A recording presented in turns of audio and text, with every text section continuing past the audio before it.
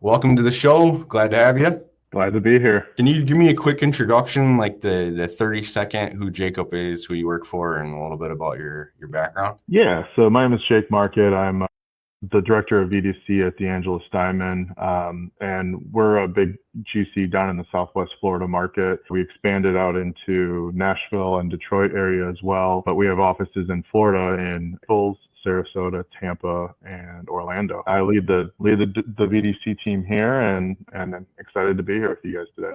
Is that across all offices, or are you in a certain location? I bounce around. Sometimes I'm in the Orlando office as well as, obviously the Sarasota. Our Tampa is actually a brand new build, so that's coming to market beginning of 2026. How did you get into BIM? Actually, I was very fortunate in my high school and my middle school. And we had a program called Project Lead the Way. It partners with different universities and gets you into engineering and construction mindset very early on. You don't hear that very often. Most of the people are like, yeah, I just kind of fell into this. I was a farmer before this, and then I started doing Yeah. Well, my friends were always trying to figure out what they're going to be with their lives. I kind of knew from about 14 years old. Wow. Yeah, that's rare. So all of our guests have a story, a problem. So I guess tell me a little bit about yours. What's your horror story that still kind of keeps you up at night? Yeah, so we're going to talk a little bit today about the typical process for releasing BIM coordination. Obviously there's constraints from all sides. Whether it's the perspective of the owner, the GC, or in our particular case, the BIM coordination, as well as the trade partner. And with that, there's always the push on the beginning of a project in order to get the job set up and get the contract and the GMP. And with that, there's not a lot of interest from certain parties, whether it's the GC, owner, or trade partner, in order to kind of release early funds. Simultaneously, that entire process is also in the middle of being in a push with prefabrication. Everyone hears the horror stories about, the long lead materials and items that are taking 12 to 16 months to get to site and those types of ridiculous durations. And then with the GMP being signed, we're being pushed to release those materials, days or weeks within contract execution. So this moment and our clash moment today is going to be talking a lot about what happens when we get released, and then how quickly we have to turn around those long lead materials or those prefab to hit a manufacturing window, and the pain points associated with that.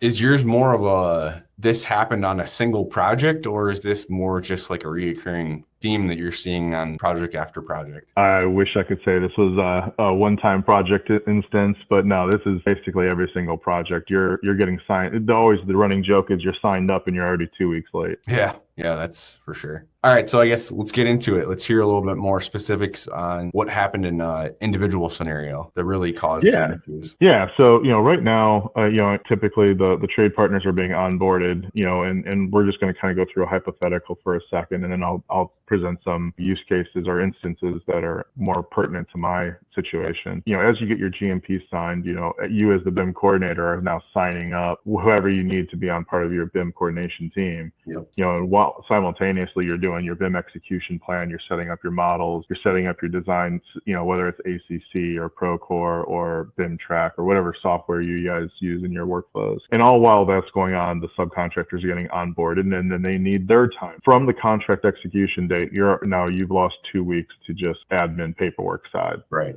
And that 2 weeks is obviously the very, very critical 2 weeks when it comes to those items we mentioned before, the long leads and the procurement and the prefab. Once that happens, you're kind of looking at it from the back end now. Those materials, in order to get the manufacturing slots or the materials on site on the times you need, have gotten so extremely long. Right now on a particular project we're working on, we're trying to release a precast garage, and there's a 6-month manufacturing waiting window.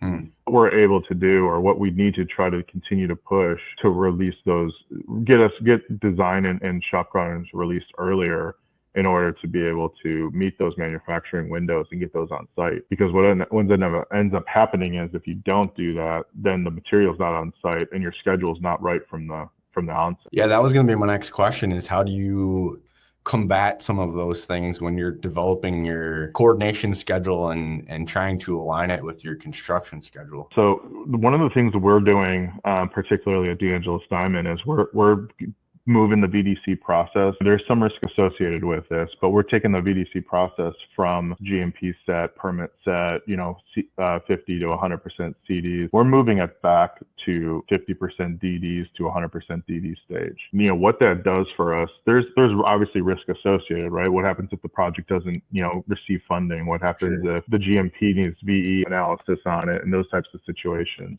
But what happens is it allows us as the BIM and VDC team to really steer and design assist the final stages. And those are obviously, everyone can agree that those final stages of drawings are the absolute most important. So what we'll end up doing is we'll design assist it, and then in that time we're also getting all of those real early critical items figured out. So on a particular project down here in Naples, we were released on CD 50s, 50% CD drawing. Sure. And in that process, we were able to do a really good job of coordinating, and we released a litany of issues and things to figure out. Nothing that was groundbreaking.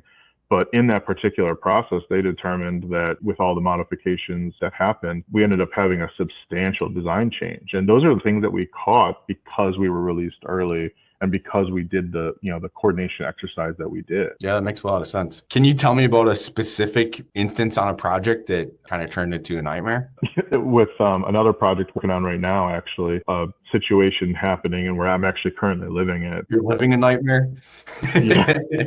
Yeah, we're basically, it is a precast garage, entire precast structure, the entire thing. Sure. Roughly a 400,000, 500,000 square foot multifamily building, and it's one of your main prefab players. Sure. They're doing the entire structure on it. And right now, with the amount of work that they have, both this project as well as other projects, they need to be released 6 months early in order to meet their manufacturing window. Well, 6 months early, we're already probably about 4.5 months late then, right? Yeah. So now what we're doing is we're doing an analysis of both schedule sequencing as well as trying to do coordination, a rushed coordination effort. This is not, your typical precast garage or, typical element like that. This is precast walls and floors. That's what I was going to ask. Walls, panels, beams. Yeah. So basically you need a fully coordinated model 6 months ahead of time to get penetrations right. Exactly. And you're doing that with bathrooms, you're doing that with kitchens, you're doing that with your refrigerant and mech lines that go, from the roof down. It's everything. Scrambling around, coming to a strategy in order to more effectively release that, because obviously our goal is to release the precast, and our intent is to try to make it as best as possible from the onset. With that being said, we obviously know that we're going to do the best we can with the time we got for us. So what is the nightmare that's happening right now? Is it panels are getting fabricated and we don't necessarily know where everything's going through the building, and they're putting it in production because they can't slow things down, and we're going to have to drill afterwards, or what does this look like? Yeah, right now, one of two things is going to end up happening. While we're in the coordination process, we're going to either need to delay the panels and delay the production, which obviously pushes your back end critical path all back, or we're going to have a substantial allowance for coring activities. And anyone that's gotten into the game of coring precast and prefab, that's not a fun exercise anyway, because there's entire structural calcs and everything to take into association with that. Yeah, then you start to defeat the point of doing BIM in the first place, and you might as well just kind of go old school and forget it all at that point. That's a very good point. What is your BIM value at that point? What value are you bringing to the project if you're going to have to core it all anyway? All right, so that's a pretty significant problem, I guess. So in your opinion, what would the prescription be? How do we solve this as an industry? Because clearly it's not just happening in Southwest Florida with you, but it's happening, I've heard of this on numerous jobs across the nation. So I think that one of a couple things needs to happen. The ones that jump out at me are three involve their own individual risks and risk assessments on them. From the GC perspective, there needs to be a little bit more of risk assumed, where if you are at the point where you've invested this much time and effort onto a project, estimate after estimate, logistics plan, schedule, you're that committed to the project. Mm-hmm. VDC and coordination and long lead materials, those need to be associated with that investment. So I'm going to release my team to start coordination at 100% DD, right? And in doing so, that allows your final GMP estimates and your negotiations and those types of situations. It allows that exercise to be even better, right? You're improving Yeah. You're asking the RFIs, you're producing the coordination questions, those types of things that are misses or hidden gotchas when it comes down to in the early stages of the project. So that's from the GC perspective. We have to be a little bit more liberal on releasing the VDC process into effect. From the owner's perspective, there needs to be another review. There needs to be a real conversation point with them about releasing a early release package. If you want to do prefab or if you have long lead materials, you can't rely on the design team to do your coordination for you, because let's just all be honest, they're not doing it, right? There's an entire industry of BIM because the design teams weren't releasing these really thoroughly coordinated projects. Or they're not thinking about all the little aspects that the subcontractors do.